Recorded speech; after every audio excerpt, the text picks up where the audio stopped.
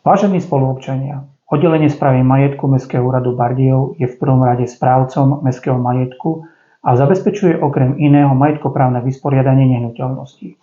Už dlhodobo sa snažíme usporiadať stav skutkový so stavom právnym, a teda odkúpiť pozemky pod miestnymi komunikáciami, rozšíriť pozemky pre miestne cintoriny a novovznikajúce cyklotrasy. Okrem výkupov sa taktiež snažíme o vysporiadanie pozemkov, ktoré naši obyvatelia dlhodobo bez právneho titulu užívajú a veľakrát neúmyselne. Hovorí sa tomu hriechy minulosti. Takto sa snažíme usporiadať vlastnícke vzťahy na sídlisku Za rajom, na ulici Tehelná, v Dlhej Lúke či Bardejovskej Novej Vsi. Od začiatku tohto volebného obdobia je hlavný poradný orgán Mestského zastupiteľstva v oblasti nakladania s majetkom mesta Komisia správy majetku pod úplnou kontrolou jednej skupiny poslancov. Napriek snahe oddelenia, príprave materiálov a tvaromiestnym ohliadkam, príprave geometrických plánov a znaleckých posudkov dochádza dlhodobo k zamietaniu žiadosti občanov o vysporiadanie ich vlastníckych vzťahov. Tu je potrebné pripomenúť, že majetkoprávne záležitosti sú výlučne v kompetencii Mestského zastupiteľstva a nie úradu či primátora mesta.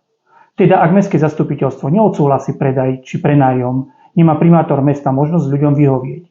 Napriek obrovskému záujmu obyvateľov z ulice Tehelná nemáme možnosť vyhovieť ich oprávnenému záujmu o zlegalizovanie ich skutkového stavu so stavom právnym. Aj s ohľadom na to, že sa jednalo o opakované prejednanie žiadosti na podnet jedného zo skupiny poslancov s tým, že to bude odsúhlasené.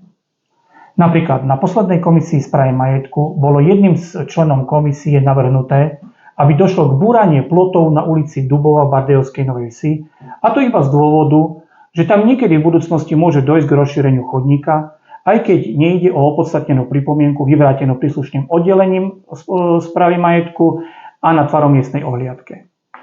Keďže nemáme možnosť od predaja nehnuteľného majetku, že nám chýbajú finančné prostriedky na výkupy, s ktorými sa boríme od roku 2017.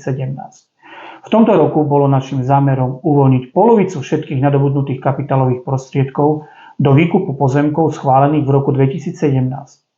Je polovica roka 2024 a Mestské zastupiteľstvo neschválilo takmer žiaden predaj majetku mesta. Veľa sme si sľubovali od predaja pre mesto nepotrebného a prebytočného bytu, do ktorého je potrebné vložiť do rekonštrukcie viac ako 20 000 eur a návratnosť pri regulovanom nájomnom by bola viac ako 20 rokov, no neprešiel ani predaj formou obchodnej verejnej súťaže. Oddelenie správy majetku sa snaží rokovať s ľuďmi, pre ktorých nemá finančné prostriedky a ponúknuť im zámenu pozemkov. Ani tu však nenachádzame pochopenie v Mestskom zastupiteľstve u skupiny poslancov. Napríklad neschválením zámennej zmluvy pri futbalovom štadióne v Bardejovskej Novej Vsi môže dojsť k zatvoreniu tohto štadióna.